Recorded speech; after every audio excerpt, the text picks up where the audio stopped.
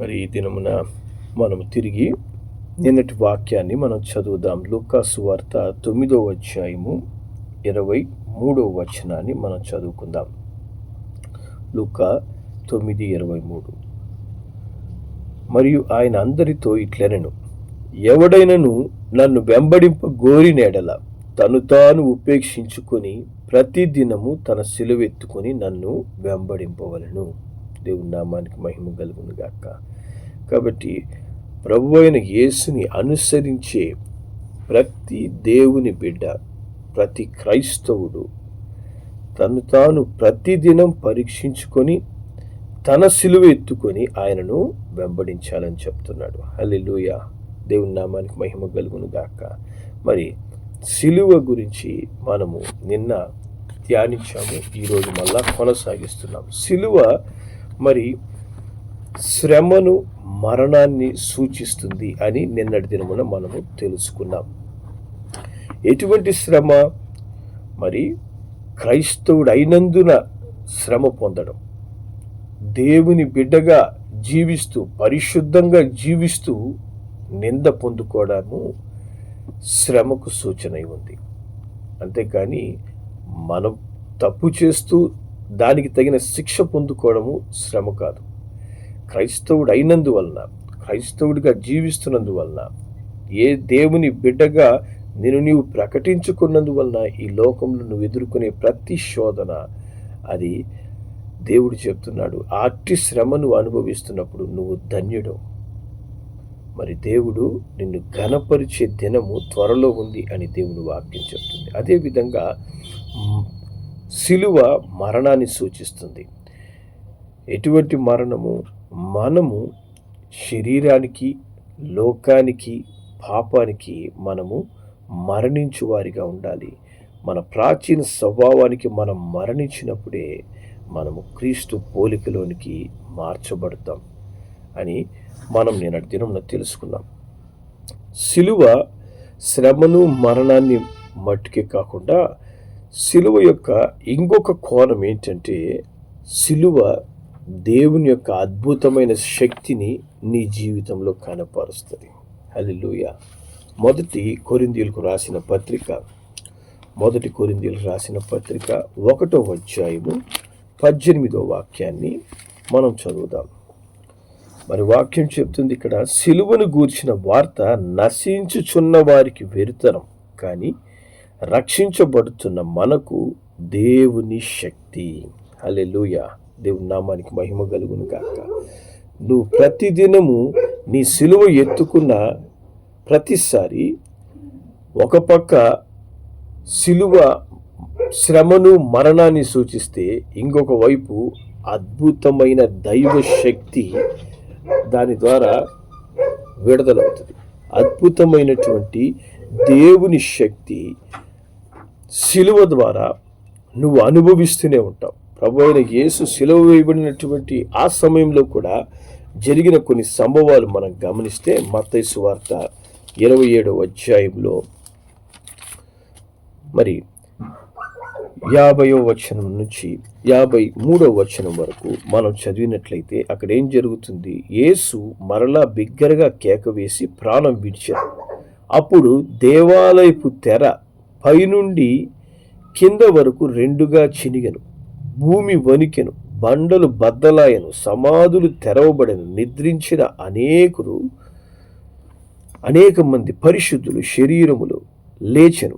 వారు సమాధుల్లో నుండి బయటికి వచ్చి ఆయన లేచిన తర్వాత పరిశుద్ధ పట్టణంలో ప్రవేశించి అనేకులకు అగుపడ్డాయి. కాబట్టి చూడండి, సిలువ యేసు ప్రభు యొక్క శ్రమ, మరణాన్ని ఎట్లా సూచించిందో, ఆయన మరణించిన ఆ క్షణంలోనే దేవుని యొక్క శక్తి విడుదలవుతుంది. దేవుని నామానికి మహిమ కలుగును గాక. దేవుని యొక్క అద్భుతమైన శక్తి ఆ సిలువ ద్వారా ప్రభు అయిన యేసు కనబరచడం ప్రారంభించాడు. ఆయన మరణించిన ఆ క్షణమే దేవుని శక్తి ఆ ప్రాంతంలో ఉన్న ప్రతి ఒక్కరు అనుభవిస్తున్నారు. ఆయన పునరుద్ధానం ద్వారా దేవుని శక్తి కనబరచబడింది, కానీ సిలువ మీదనే ఆయన దేవుని శక్తి అద్భుతంగా అనేకులు చూడగలిగారు. మరి దేవాలయపు తెర మరి కింద నుంచి రెండుగా, పైనుంచి కిందకి రెండుగా చినిగిపోతుంది. అలాగే సమాధులు తెరవబడుతూ ఉన్నాయి. అలాగే పరిశుద్ధులు మరి సజీవులవుతూ ఉన్నారు. ఇవన్నీ కూడా చూస్తున్నటువంటి ప్రజలకు ఆశ్చర్యము, భయము కలుగుతుంది. హల్లెలూయా. సిలువ దేవుని శక్తిని ఎప్పుడైతే కనబరిచిందో అప్పుడు అక్కడ ఉన్నటువంటి శతాధిపతి ఏం చెప్తున్నాడు? 54వ వచనం చెప్తుంది, శతాధిపతియు అతనితో కూడా యేసునకు కావలున్న వారును భూకంపమును జరిగిన కార్యములన్నిటినీ చూచి మిక్కిలి భయపడి నిజముగా ఈయన దేవుని కుమారుడని చెప్పుకున్నారు. సరే, ప్రభువైన యేసు ఈ యొక్క దేవుని శక్తి ఎప్పుడైతే శిలువ మీద కనబరిచాడో, ఆయన మరణం ద్వారా దేవుని శక్తి అక్కడ కనబడిందో, మరి శతాధిపతి ఈయన నిజముగా దేవుని కుమారుడు అని సాక్ష్యం చెప్తున్నాడట. మరి అంత పెద్ద 100 మంది సైనికులకు అధిపతి అయిన ఆయన మరి దేవుని కుమారుడు ఈయనని సంతోషంగా మరి దేవుని మహిమపరిచినటువంటి పరిస్థితిని మనం అక్కడ చూస్తున్నాం. కొంతమంది అంటుంటారు, మరి యేసు ప్రభు శిలువ మీద మరణించింది ఆయన కాదు, మరి ఆయన ముఖం వేరే వాళ్ళకు వస్తే ఆయన శిలువ మీద మరణించాడు, యేసు ప్రభు అక్కడి నుంచి తప్పించబడ్డాడు అని. తప్పించబడ్డానికి ఆయనే బలహీనమైన వ్యక్తి కాదు, సర్వశక్తిమంతుడైన దేవుని కుమారుడై ఉన్నాడు.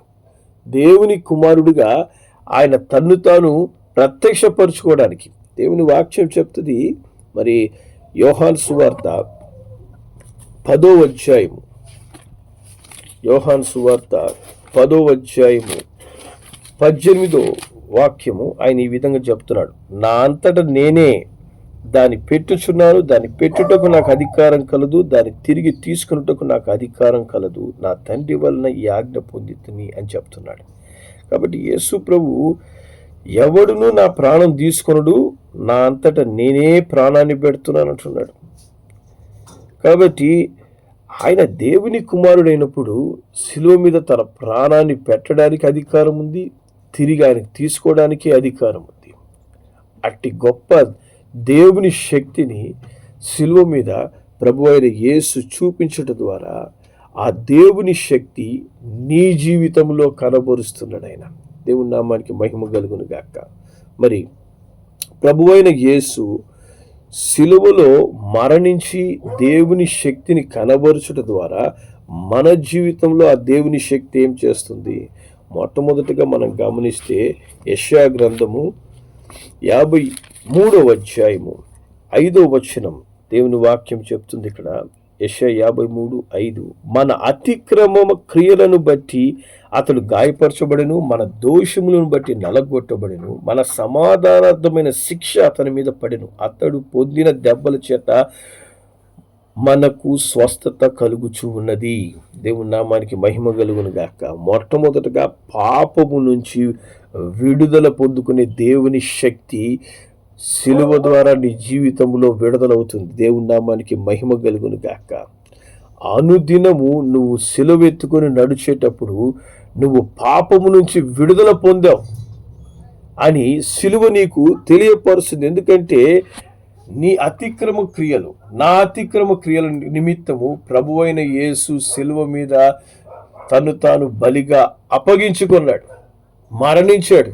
కాబట్టి మన పాపమును ఆయన సిలువ మీద కొట్టివేస్తున్నాడు. దేవుని నామానికి మహిమ కలుగును గాక. అలాగే అదే యెషయా గ్రంథం 53వ అధ్యాయము 4వ వచనాన్ని మనం చదివితే, నిశ్చయముగా అతడు మన రోగములను భరించెను, మన వ్యసనములను వహించెను. దేవుని నామానికి మహిమ కలుగును గాక. రెండవదిగా సిలువ దేవుని శక్తి ద్వారా నీ జీవితంలో ప్రతి రోగము నుంచి నీకు విడుదలను, ప్రతి మానసికమైన వేదన నుంచి, ప్రతి మనోదుఃఖము నుంచి దేవుడు నీకు విడుదలిస్తున్నాడు. హల్లెలూయా. అంతరంగంలోనూ బహిరంగంలోనూ, బాహ్య రూపంలోనూ మానసికంగాను నీకు విడుదలివ్వడానికి యేసు ప్రభు సిలువను భరించడం ద్వారా ఆ దేవుని శక్తి, ఎప్పుడైతే మనం సిలువను మోస్తామో అనుదినము ఆ దేవుని శక్తి ఏం చేస్తుంది? నీ వ్యాధుల నుంచి నీకు విడుదల, నీ మానసికమైన వ్యాధి నుంచి, శారీరకమైన వ్యాధి నుంచి నీకు స్వస్థతనిస్తూ ఉంది. దేవుని నామానికి మహిమ కలుగును గాక. మరి మూడవదిగా సిలువలో నుంచి ఆ దేవుని శక్తి, వెలువడుతున్నటువంటి దేవుని శక్తి ఏం చేస్తుంది? యోహాను సువార్త 5వ అధ్యాయము 24వ వచనాన్ని మనం చదువుదాం.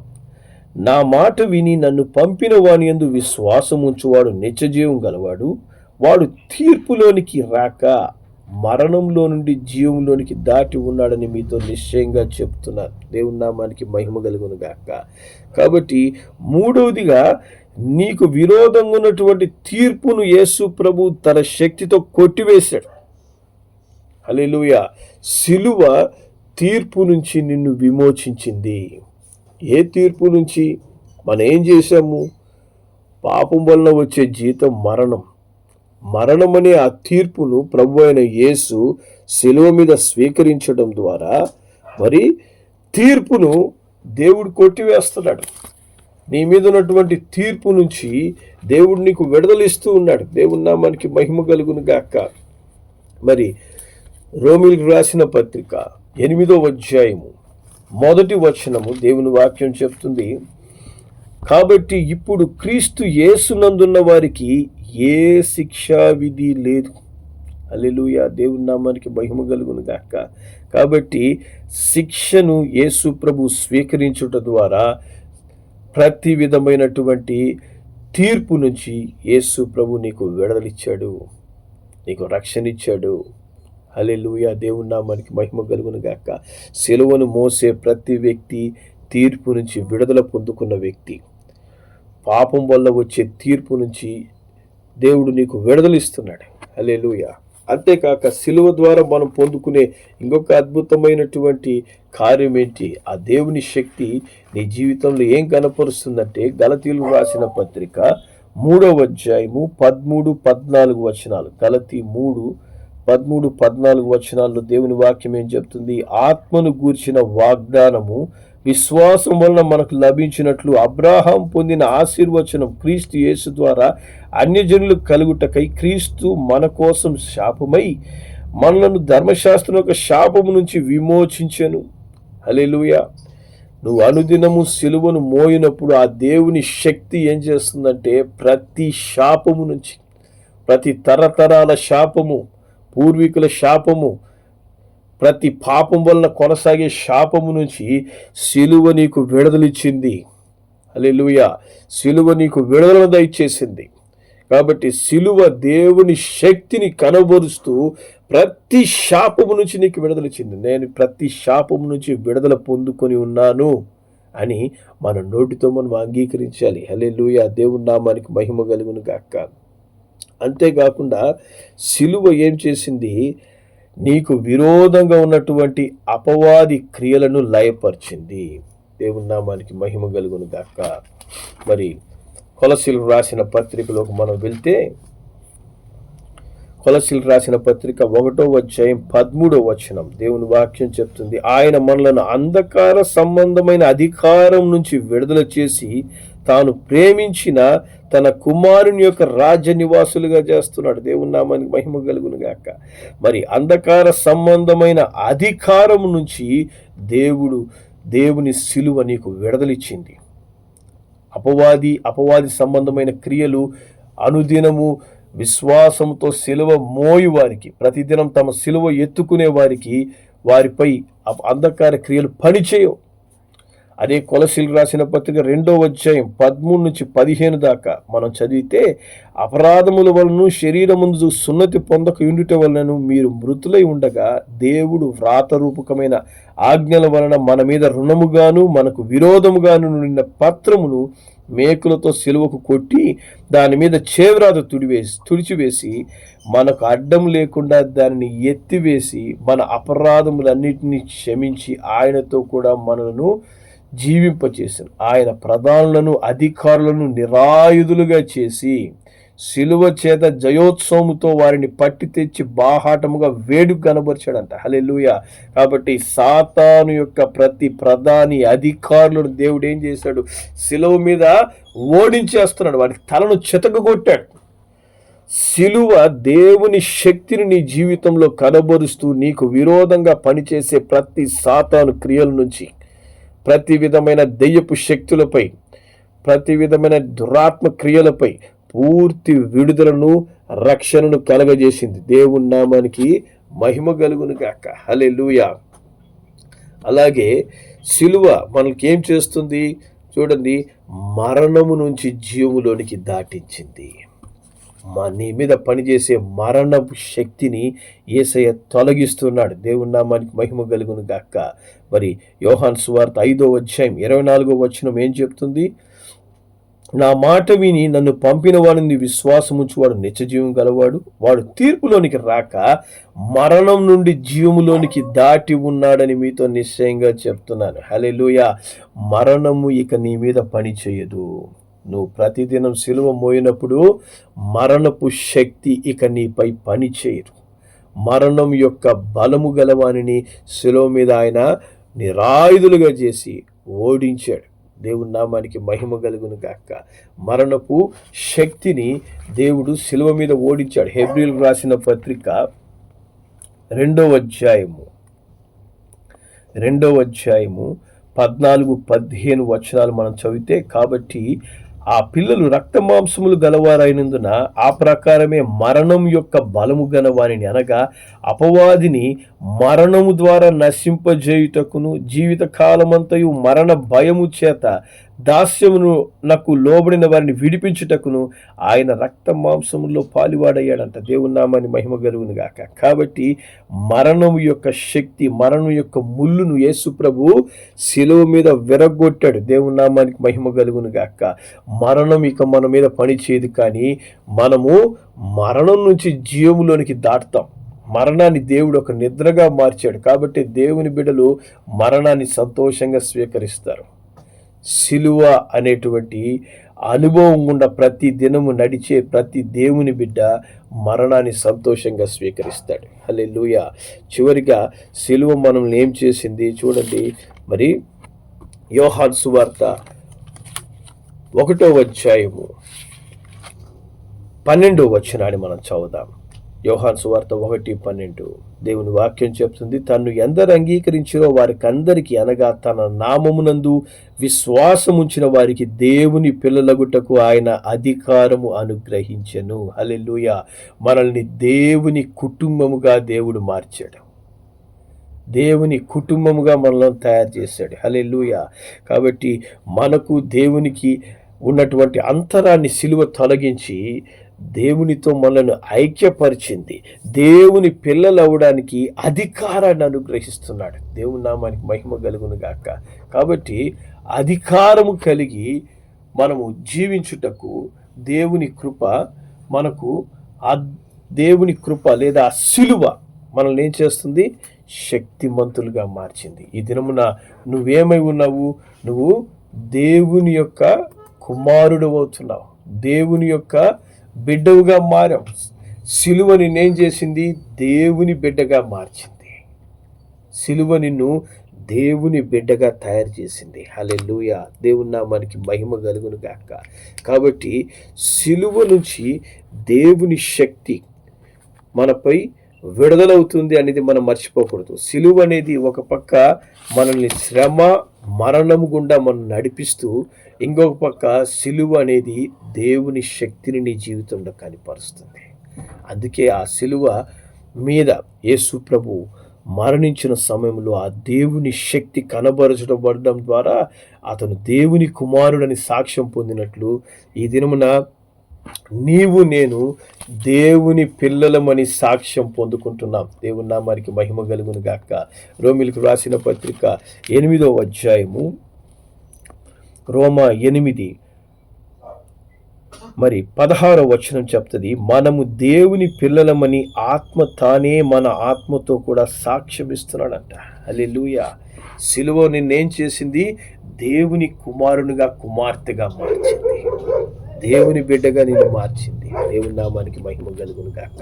కాబట్టి సిలువ అనుదినము నువ్వు ఎత్తుకొని మరి జీవించకపోతే, దేవుని వెంట నడవకపోతే ఈ ఆశీర్వాదాలన్నీ మనం కోల్పోతాం.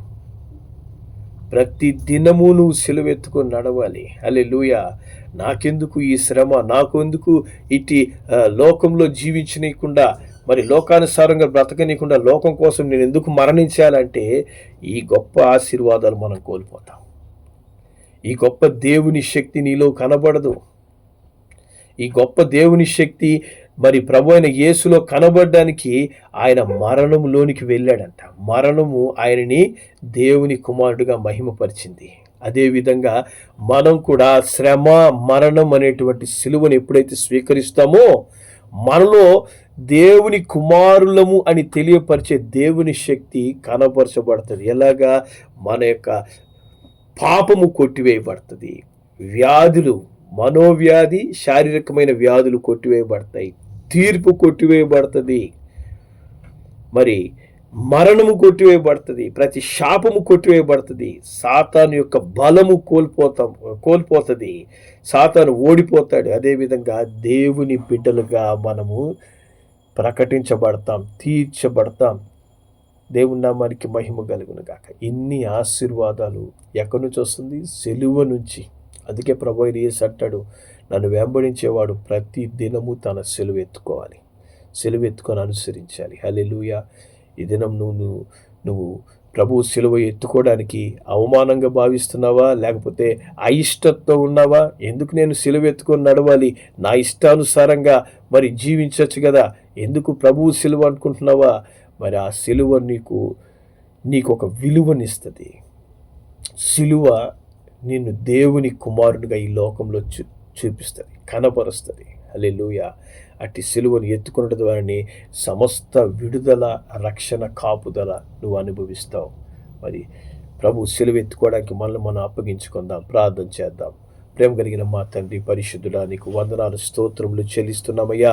2000 సంవత్సరముల కిందట మా నిమిత్తము మీరు సిలువను మోసిన దేవుడయ్యా. ఆ దినమున సిలువను నైనా మీరు ఒంటరిగా, ప్రపంచమే నిన్ను వదిలివేసినటువంటి ఆ సమయంలో ఒంటరిగా సిలువ శ్రమను భరించడం ద్వారా ఈ దినమున తండ్రి ప్రపంచమంతటా నైనా ఇదిగో దేవుని బిడ్డలు లేస్తున్నారు. అయినా మీరు వారిని మరణం నుంచి జీవంలోనికి దాటిస్తున్నారు. ఈ దినంలో సజీవులుగా నీ సిలువ ఎత్తుకొని నిలబడుతున్నారు యేసయ్య. వారిలో నేను కూడా ఒకరిగా నిలబడగలిగేందుకు సహాయం చేయండి. ప్రతి దినం నిన్ను వెంబడించేవాడు ప్రతి దినం తన సిలువ ఎత్తుకోవాలి అని చెప్తుండగా ఆ సిలువ ద్వారా పొందుకోవాల్సినటువంటి శ్రమను, లోకాని కోసం మరణించే ఆ మరణాన్ని మేము సంతోషంగా స్వీకరించేందుకు సహాయం చేయండి.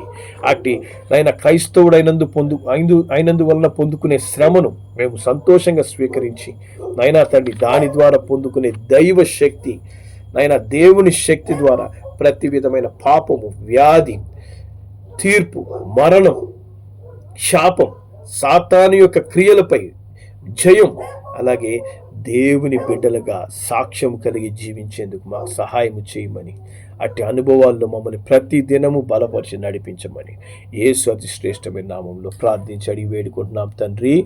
ఆమేన్.